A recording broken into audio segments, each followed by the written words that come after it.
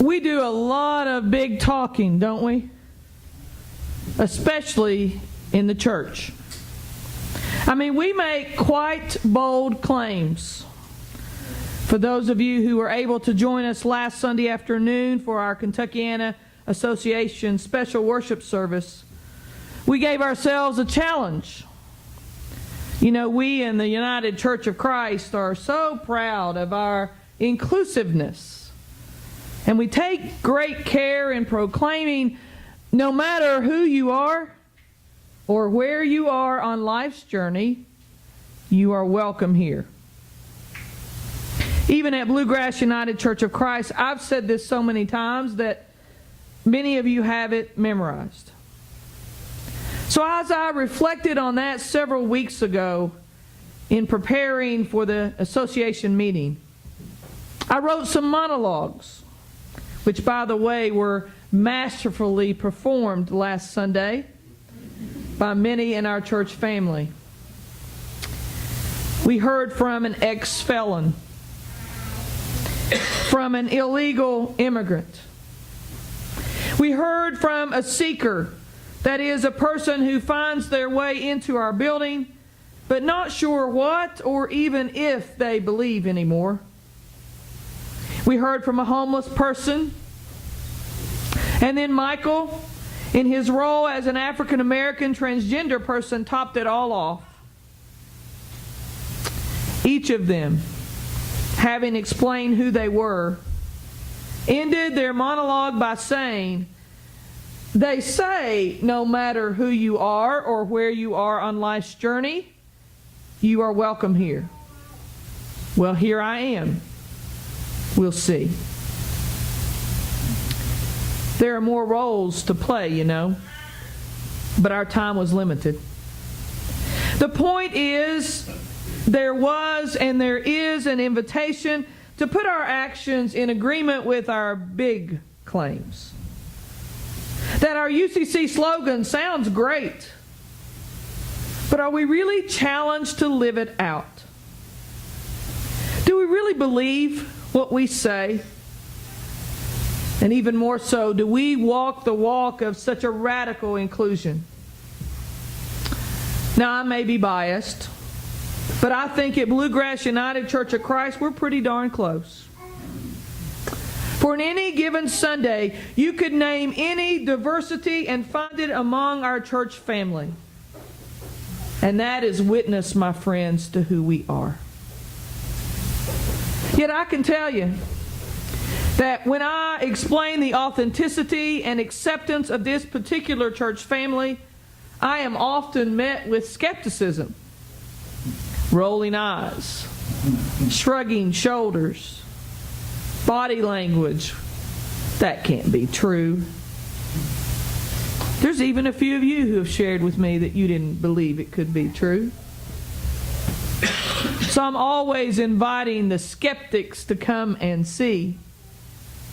For I'm confident that more times than not, our actions validate our intention to be a welcoming, loving church family. If only they believed what I said about us. Big claims we make. Did you hear today's scripture lesson from Psalms? There's a mighty big claim here too. In just the 4 short verses of our Psalm 18, we hear the same phrase 4 separate times. It's as if the writer of Psalm was really trying to convince us.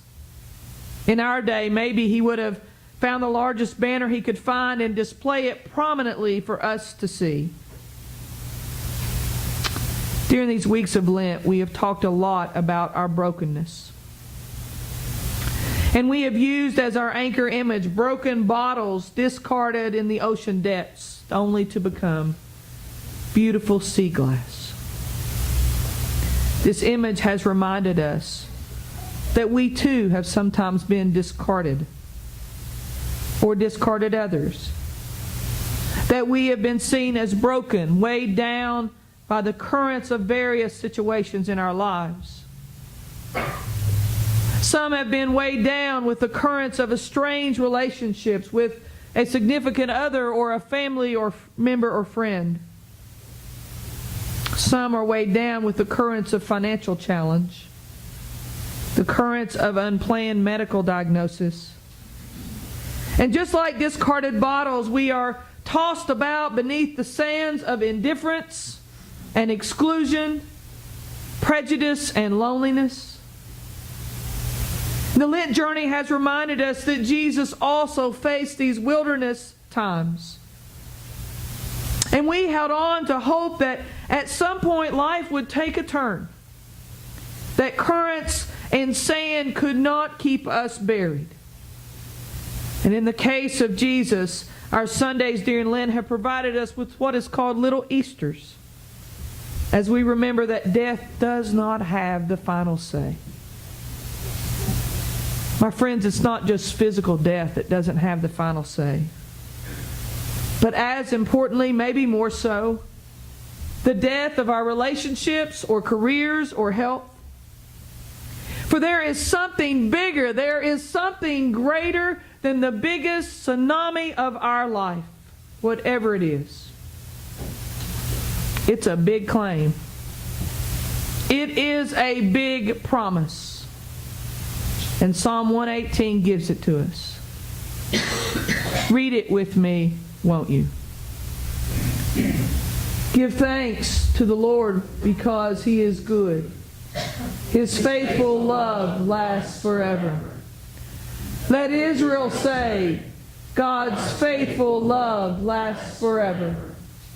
Let the house of Aaron say, God's faithful love lasts forever. Let those who honor the Lord say it, God's faithful love lasts forever. I'm wondering, are we just as skeptical as those in our community who we try to convince that we are welcoming and inclusive and authentic? I mean, 4 times we read back to back,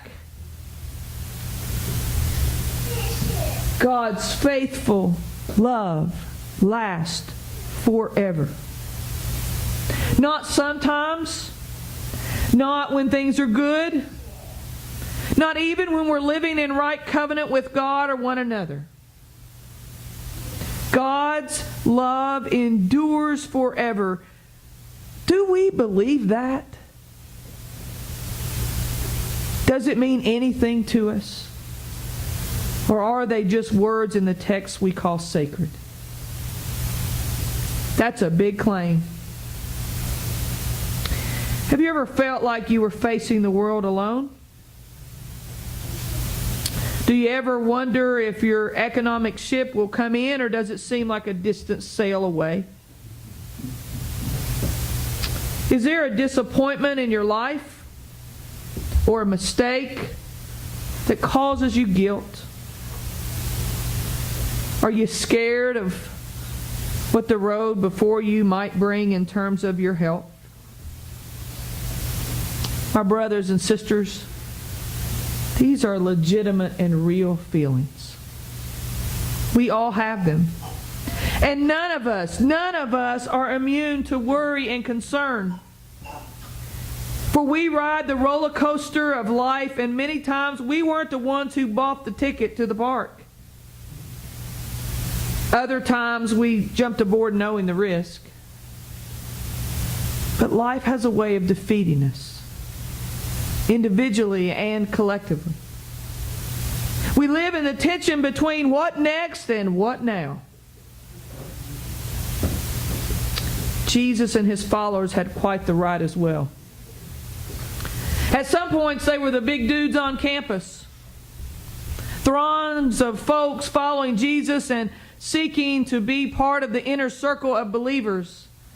Today we celebrate Palm Sunday, that time when Jesus rode into Jerusalem and He was received with a parade. But we know how the story unfolds, don't we? No sooner had He arrived than those who were out to get Him began the strategic move to kill Him. And he knew that time was coming. And so did his followers. As a Jewish community, we would be safe in assuming that they might heed these words of the psalmist, who spoke of others who had been seemingly defeated. Israel, the house of Aaron, those who were fearful. They all heard, God's steadfast love endures forever. Listen and pay close attention.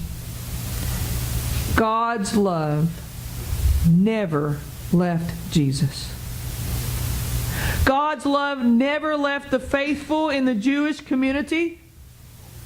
God's love never left the early believers who held on to God's promise, even as they witnessed the horrific death of the one they had chosen to follow.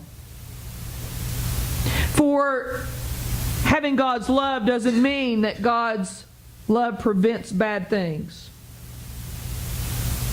Having God love you, now listen, church, doesn't mean it prevents us from having bad things.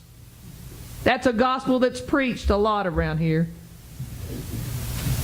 Because very bad things sometimes happen to good, faithful people. God's love doesn't keep the storms from raging, the currents from moving, the sand from shifting. But God's love endures forever.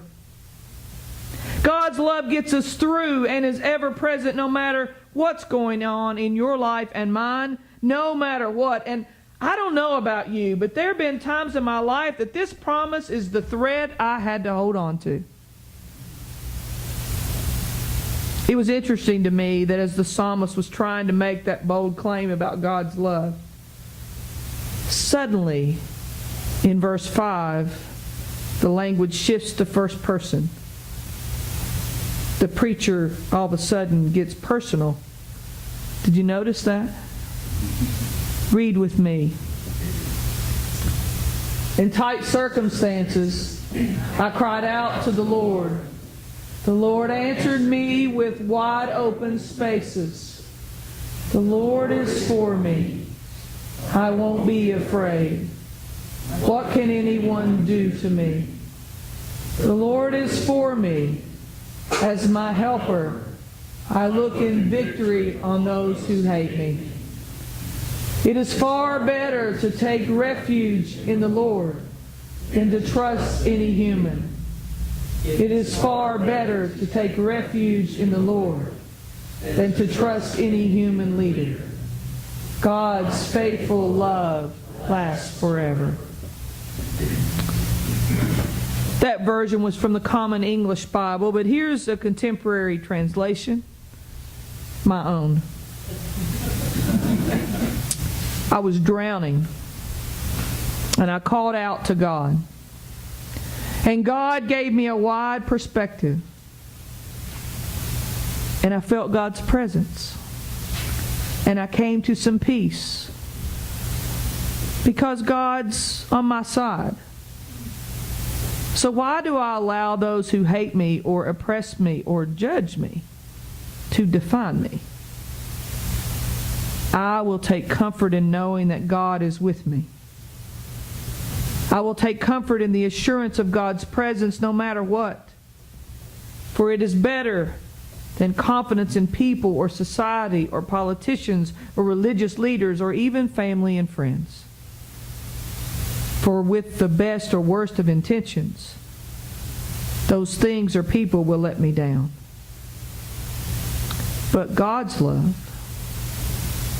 God's steadfast love, is always with me and will endure forever. Our Lent journey is coming to an end. Perhaps we've been able to name our brokenness in some way. This week coming up is called Holy Week in religious circles, and it is the Mac Daddy of roller coaster rides. For we will leave today's Palm Sunday parade and quickly find ourselves reflecting on Jesus' last days on earth. In doing so, it might remind us of our own impending mortality. It might cause us some discomfort. It might even challenge us to make some changes in our life or in our world.